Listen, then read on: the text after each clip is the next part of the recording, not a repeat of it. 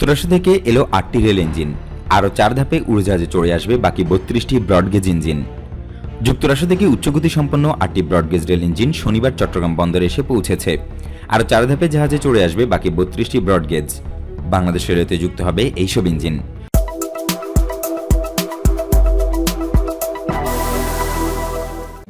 দুপুর ২টার দিকে বন্দরে ১২ নম্বর জেটিতে আনলোড করা হয় এই ৮ ইঞ্জিন। চলতি বছরের মার্চ থেকে চট্টগ্রাম বন্দর হয়ে বাংলাদেশে আসতে শুরু করার কথা ছিল এই ৪০টি ব্রডগেজ ইঞ্জিনের, যার ধারাবাহিকতায় শনিবার বন্দরে এসে পৌঁছায় প্রথম চালানের ৮টি। এভাবে আরও ৪ দফায় জাহাজে চড়ে আসবে বাকি ৩২টি ব্রডগেজ। রেলওয়ে সূত্র জানায়, Bangladesh railway rolling stock operation উন্নয়ন প্রকল্প বা রোলিং স্টক সংগ্রহ শীর্ষক প্রকল্পের আওতায় যুক্তরাষ্ট্র থেকে সংগ্রহ করা হচ্ছে এইসব ইঞ্জিন, যার সবকটি খালাস করার কথা রয়েছে চট্টগ্রাম বন্দরে।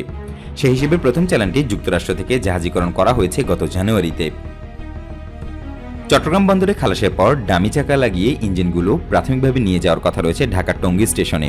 সেখান থেকে এগুলো চূড়ান্ত গন্তব্য হবে পার্বতীপুরের কেন্দ্রীয় লোকোমোটিভ কারখানা বা কেলোকা, যেখানে বাংলাদেশে মিটার গেজ ও ব্রডগেজ ডিজেল লোকোমোটিভ রক্ষণাবেক্ষণ ও ভারী সংস্কারের কাজ করা হয়। তবে চট্টগ্রাম বন্দর থেকে টঙ্গী পৌঁছানো পর্যন্ত ডামি চাকা ইঞ্জিনের গতিবেগ থাকবে ঘন্টায় ৩০ কিলোমিটার। পরে মূল চাকা লাগিয়ে ট্রায়াল রান সহ অন্যান্য পরীক্ষা নিরীক্ষা সম্পন্ন হওয়ার পর যার গতিবেগ হবে ঘন্টায় ১৩০ কিলোমিটার। এমনটাই আশাবাদ রেলওয়ে সংশ্লিষ্টদের। বিভাগীয় রেলওয়ে ব্যবস্থাপক সাদিকুর রহমান জানান, ইঞ্জিনগুলো মিটার গেজের বগি দিয়ে টঙ্গী যাওয়ার কথা রয়েছে। টঙ্গীতে এসে ব্রডগেজের চাকা যুক্ত করা হবে। পরে ঢাকা ডিজেল শপে ঢুকে ইঞ্জিনগুলো ফিট টু রান করা হবে। এরপর কেলাকায় আসার কথা রয়েছে ইঞ্জিনগুলোর। এদিকে জাপান ছেড়েছে ঢাকার মেট্রো ট্রেন।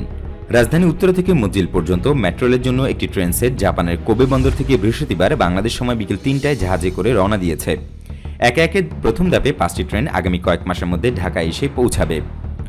দেশে মেট্রো রেলের সেটগুলো আনার আগে সেগুলো পরীক্ষা নিরীক্ষার জন্য ডিএমটিএসএল এর একটি বিশেষজ্ঞ দলের জাপান যাওয়ার কথা ছিল।